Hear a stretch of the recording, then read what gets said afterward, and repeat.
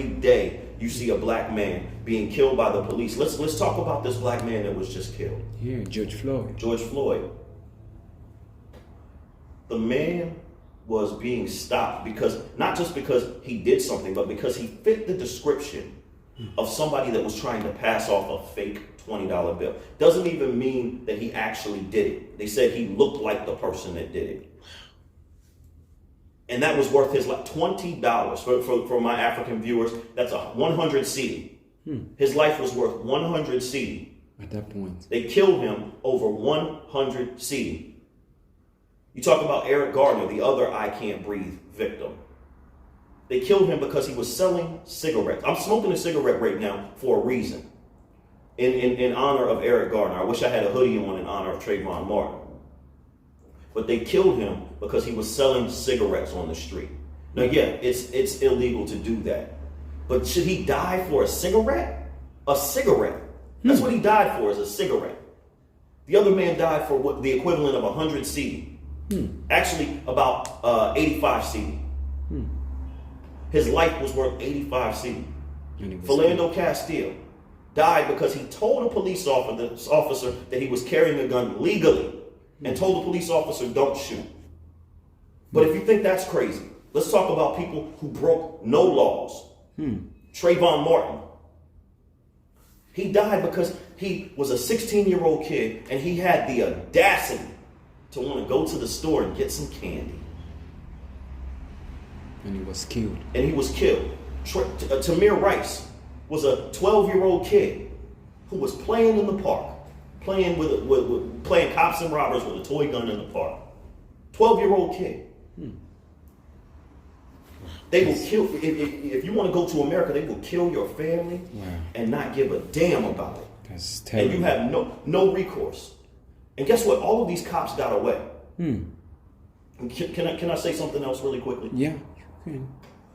Black people in America, we've known for years that these situations were happening. They were coming into our neighborhoods. They were beating us. They were raping our women. They were killing us.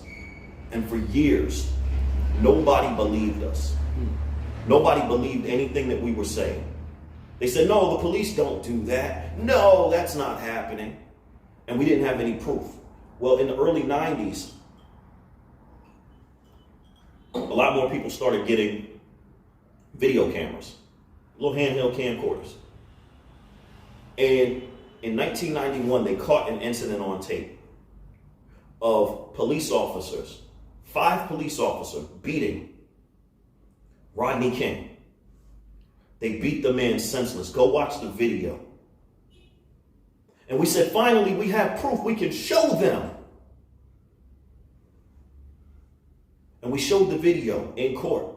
And they said that the police officers didn't do anything wrong. They stopped the man, by the way, for speeding, driving his car too fast.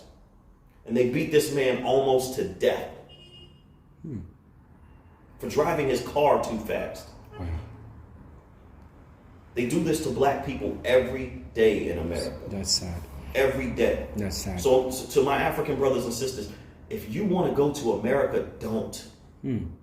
It's not what you see on TV.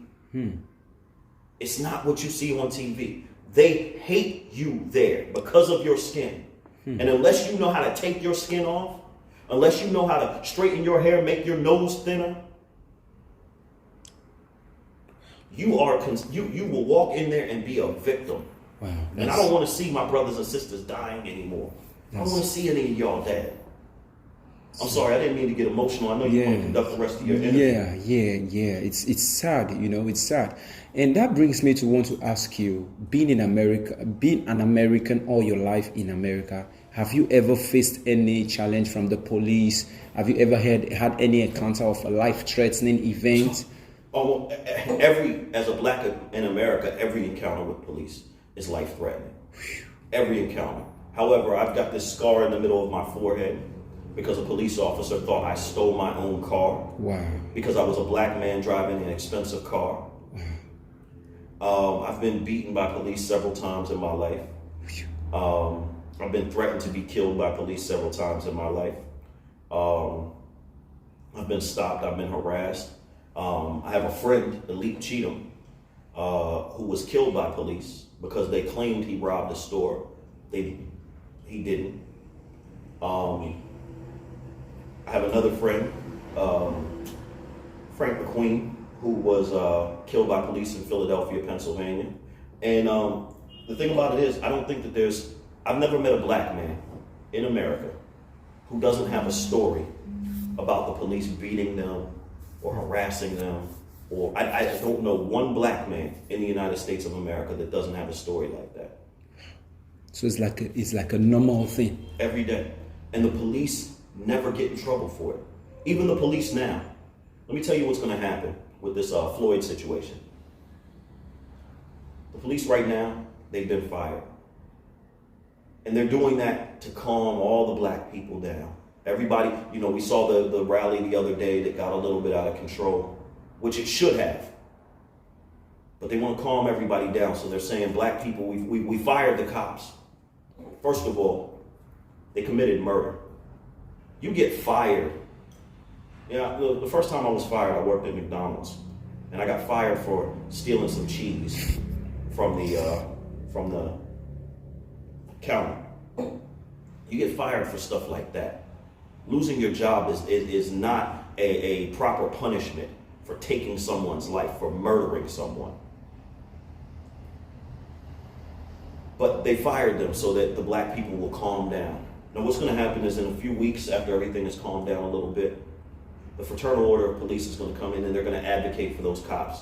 And those cops will be given their job back, or they'll go to another department. Or what the cops are really hoping for is that they'll be given early retirement, which means that they'll draw a paycheck for the rest of their lives for murdering someone. If you think that those police officers are going to be charged with a crime, you're crazy. And even if they're charged, they'll be found not guilty. Wow.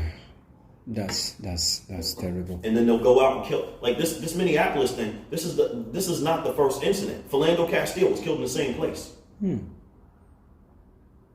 So, yeah, nothing will happen to these police officers. Basically, what just happened is the police officers have been sent on a paid vacation because they'll get all of that money that they've lost right now. They'll get all of that back. Wow. Now, looking at the situation on ground, and I've been following you on social media. I see how lots of black Americans have been calling you to come back home, to come lead a protest, to come rescue them, to come, what is your advice to Africans in America? And what is your advice as well for the Africans in Africa who are anticipating to go to America? Well, my advice to blacks in America is, number one, I'm no leader. I fought because I had to fight. As a man, you don't let somebody continue to kill your friends and your family. You don't fight back. I didn't step up to be a leader. I'm a musician. I want to make music. I didn't want to be Martin Luther King, Malcolm X, or anybody like that. I wanted to make music. But I had to be a man because that's what I am. So for those calling me to come back, I want to say that I fought for a long time for freedom, for justice, for equality. I didn't fight that because I wanted to fight. I fought that because I wanted the results of freedom, justice, and equality. I've moved here to Africa because I have freedom, I have justice, I have equality here. And now I'm taking the time to enjoy what I was fighting for. So for me to come back, first of all, I can't, we're in the middle of COVID-19. I can't come back even if I want to. So my advice is, Africans in America, they really have three options. You can either fight, and I believe that revolution is necessary if you plan on staying. If you plan on staying in the United States of America, revolution is necessary. You cannot stay under those conditions. But fighting also has consequences. Every time that I stood up to a police officer, I took my life in my hands, and at any moment they could have killed me. And, I know police officers right now in the United States of America who have told me that when I come back, they're going to kill me. They won't win because I'm fucking made out of steel. But revolution, I believe that blacks can win a revolution in the United States of America. There's 1.1 million police officers. There's 49 million black people. The math says that we can win. But you're not going to win without bloodshed. True. Some blacks are going to die. The second option is you fall back and continue to accept it. And that's kind of what we've been doing for the last, let's say, 100 years. You know, we've been protesting and begging them to stop, which they've clearly said, no, we're not going to. But by continuing these peaceful protests, you're not forcing them to stop. You're asking them nicely to stop. And their response every time you've asked them nicely for the last 100 years has been no. So, you know, peaceful protest is basically like saying, we've given up, we're going to die. We're going to let you keep killing us. Or you can do what I chose to do. You can leave. There is what you're fighting for exists without fighting right here in West Africa, your home. I've been accepted as a member of the community, as a man. From the moment I got off the plane, I've been treated like a man. I've been judged by my actions, not by my skin tone.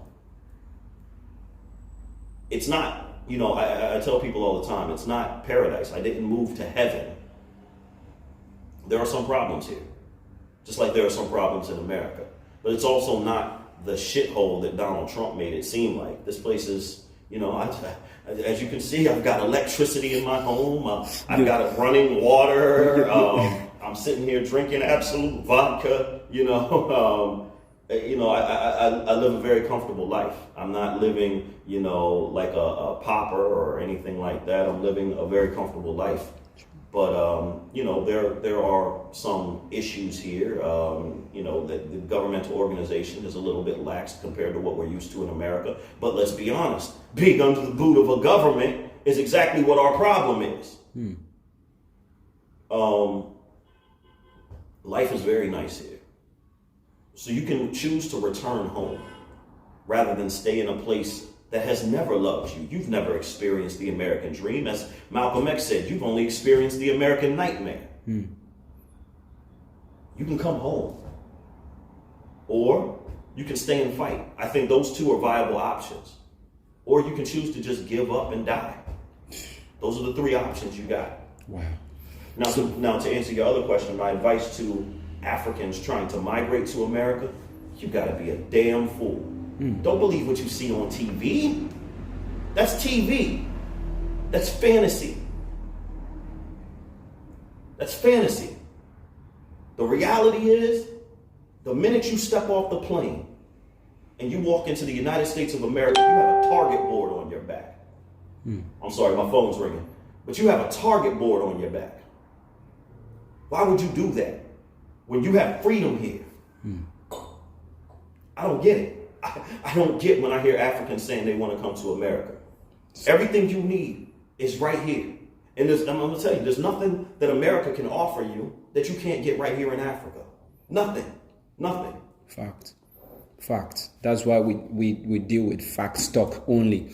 Now, it's nice having you here. And there's just one more question I have to ask you, and we'll wrap it up and get set to meet with you some other time to talk business. And this time around, we'll be having you in our studio and not in your apartment. All right. So, when we talk about land flowing with milk and honey, because that has been the way Africans see America. And on the flip side, you've been in Africa doing business and establishing lots of projects and all of that here, and you on the flip side saying Africa is the land flowing with milk and honey. Africa is the land of milk and honey. So please define that, the word land flowing with milk and honey. Okay, so what's funny about Africa, that you know, Africans always talk about going to America. I'm gonna pour myself another drink. Africans talking about going to America, it's always funny to me because what you're really saying is, I want to go to America to get back what Americans have stolen from me. because all of America's riches have been stolen from other countries. America doesn't have anywhere near the natural resources that Africa has. As a matter of fact, 30% of all the precious and semi-precious metals that are used in the world come from right here in Africa. 90% of the diamonds come from Africa. The gold, okay, the one that kills me is right here in Ghana. They mine gold. And when you do the math, and they try and manipulate the numbers and make it confusing.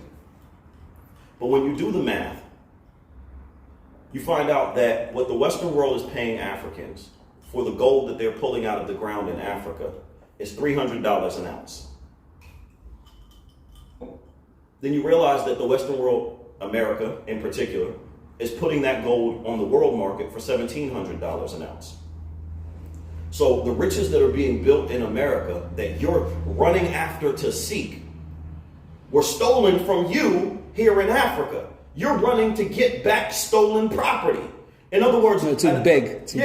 A black man in America, or a black man from Africa going to America, you're going back to beg them for the thing that is already yours. It'd be like you taking this TV from me right now, and then me coming to you and saying, please give me my TV, or give me a little bit of my TV back. Let me watch my TV for 2 hours a day. Let me watch my TV for 2 hours a day.